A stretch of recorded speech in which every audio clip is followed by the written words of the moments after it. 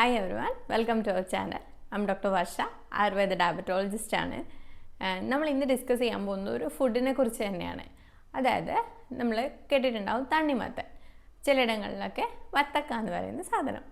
അപ്പോൾ നമ്മൾ ഇത് കഴിക്കുമ്പോൾ നമ്മൾ ഇതിൽ ഷുഗർ ലെവലിൽ എന്ത് മാറ്റം വരും, അല്ലെങ്കിൽ എത്ര ക്വാണ്ടിറ്റി വരെ കഴിക്കാം, നല്ല മധുരമുള്ള ഒന്നല്ലേ, അത് പെട്ടെന്ന് ഷുഗർ കൂട്ടുമോ എന്നൊക്കെ ചില ഡൗട്ടുള്ളവരുണ്ടാവും. ആ ഡൗട്ട് ഒന്ന് ക്ലിയർ ചെയ്യാൻ വേണ്ടിയിട്ടാണ് നമ്മൾ ഇന്ന് വീഡിയോ ചെയ്യുന്നത്.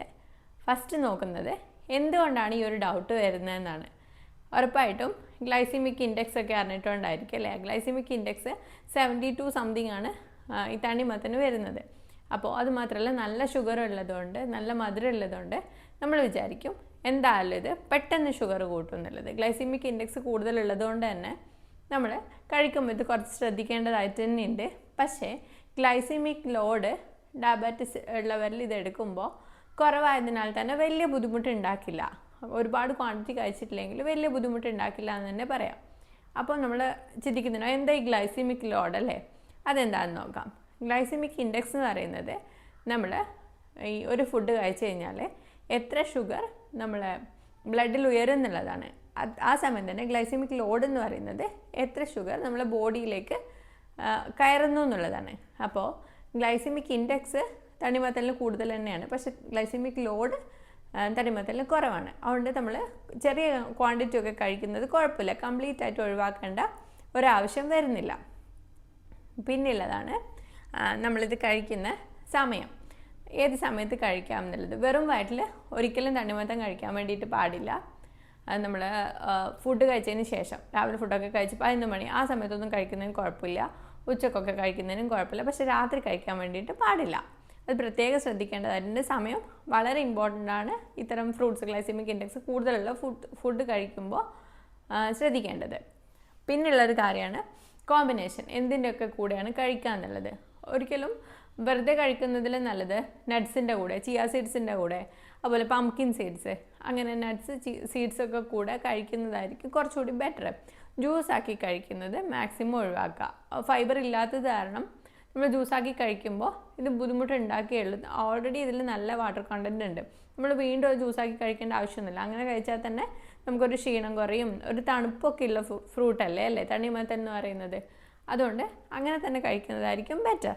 നമ്മൾ പറഞ്ഞു അല്ലേ ചെറിയ അളവിൽ കഴിക്കാമെന്ന്. അപ്പോൾ എത്രയാണെന്ന് നോക്കാം. ഒരു കപ്പൊന്നും കഴിക്കുന്നതിന് കുഴപ്പമില്ല. നമ്മളിപ്പോൾ ഒരു 3 പീസൊക്കെ എടുത്തു കഴിഞ്ഞാൽ പെട്ടെന്ന് ഷുഗർ വാല്യൂ കൂടെയുള്ളൂ. എന്നാൽ ഒരു കപ്പൊക്കെ കഴിക്കുമ്പോൾ നമ്മളത് വലിയ മാറ്റം ഉണ്ടാകുന്നതായിട്ട് കണ്ടിട്ടില്ല. ചെറുതായിട്ട് കൂടുന്നു, പക്ഷേ ഒരു സ്പൈക്ക് ഉണ്ടാകുന്നതായിട്ട് കണ്ടിട്ടില്ല. അതുകൊണ്ട് ഒരു കപ്പ് എടുക്കുന്നതൊന്നും ബുദ്ധിമുട്ടുള്ള കാര്യമല്ല. പിന്നെ നമ്മളിത് ആരൊക്കെ ശ്രദ്ധിക്കണം എന്ന് നോക്കാം. പ്രീ ഡയബറ്റിസ് ഉള്ളവർ, അതുപോലെ തന്നെ നമ്മൾ തീരെ ഒരു കൺട്രോളിലല്ല ഡയബറ്റിസ് പോകുന്നതെന്നുണ്ടെങ്കിൽ, പിന്നെ പ്രീ ഡയബറ്റിസ് എന്ന് പറയുമ്പോൾ ഡയബറ്റിസ് വരാൻ പോകുന്ന ഒരവസ്ഥ, അല്ലെങ്കിൽ ബോർഡർ വാല്യൂയിലാണ് നിങ്ങളുള്ളതെങ്കിൽ ഇത്തരം ഭക്ഷണങ്ങളൊക്കെ ഒഴിവാക്കുന്നതായിരിക്കും നല്ലത്. ഇല്ലെങ്കിൽ അത് ഡയബറ്റിസിലേക്ക് കിടക്കാനായിരിക്കും ചാൻസ് ഉണ്ടാവുക. അല്ലെങ്കിൽ കഴിക്കുന്നുണ്ടെങ്കിൽ തന്നെ ചെറിയ ക്വാണ്ടിറ്റി മാത്രം കഴിക്കാൻ വേണ്ടി ശ്രദ്ധിക്കുക. പിന്നെ ഈ ഇൻസുലിൻ റെസിസ്റ്റൻസ് വല്ലാതെ ബുദ്ധിമുട്ടിക്കുന്നവർ ഇത്തരം കാര്യങ്ങൾ കഴിച്ച് കഴിയുമ്പോൾ പെട്ടെന്ന് ഷുഗർ സ്പൈക്ക് ഉണ്ടാവും. അതുകൊണ്ടാണ് അതൊന്ന് നിയന്ത്രിക്കാൻ വേണ്ടി പറയുന്നത്. പിന്നെ ജസ്റ്റേഷണൽ ഡയബറ്റിസിൻ്റെ ഒക്കെ ടൈമിൽ വാല്യൂ അല്ലാണ്ട് മാറി മാറി പോകുന്നുണ്ടെങ്കിലും നമ്മളിത് ശ്രദ്ധിക്കണം. ഇത്തരം ഫ്രൂട്ട്സ് കഴിക്കുമ്പോൾ ശ്രദ്ധിക്കേണ്ടതായിട്ടുണ്ട്. ഒഴിവാക്കണം എന്നല്ല, ആ ക്വാണ്ടിറ്റി നമ്മൾ ശ്രദ്ധിക്കേണ്ടതായിട്ടുണ്ട്. അതുകൊണ്ടാണ് ഈ അളവ് ഇത്തരം ഫ്രൂട്ട്സിൽ വളരെ പ്രധാനമാണെന്ന് പറയുന്നത്. ആയുർവേദ കാഴ്ചപ്പാടിൽ ഇതൊരു തണുപ്പുള്ള ഫ്രൂട്ടാണ്. അതുപോലെ തന്നെ പിത്തം കൂടിയ അവസ്ഥകളിലൊക്കെ ഇത് നല്ലതാണ്. പക്ഷേ ഇത് കഴിക്കുമ്പോൾ കഫം വർദ്ധിക്കുന്നതാണ് പറയുന്നത്. അതുകൊണ്ട് തന്നെ ഇത്തരം സാധനങ്ങൾ രാത്രി കഴിക്കാൻ പാടില്ല എന്ന് പ്രത്യേകം എടുത്ത് പറയുന്നുണ്ട്. ഇത്തരം ഫ്രൂട്ട്സ് കഴിക്കാൻ പാടില്ല എന്ന് പറയുന്നുണ്ട്. അതൊരു മെയിനായിട്ട് ശ്രദ്ധിക്കേണ്ട കാര്യമാണ്. പിന്നെയുള്ളതാണ് നമ്മളിത് എങ്ങനെ ശരിയായി കഴിക്കണം എന്നുള്ള രീതി. ഓൾറെഡി പറഞ്ഞ പോലെ വെറും വയറ്റിൽ കഴിക്കാൻ പാടില്ല. ഇപ്പോൾ ബദാം, നട്ട്സ്, വാൾനട്ട് അതുപോലുള്ള സാധനങ്ങളുടെയൊക്കെ കൂടെ കഴിക്കാം. അതുപോലെ തന്നെ ഭക്ഷണത്തിന് ശേഷം പെട്ടെന്ന് കഴിക്കാൻ വേണ്ടി പാടില്ലാത്തതാണ്. ഏത് ഫ്രൂട്ട്സും അങ്ങനെ തന്നെയാണ്.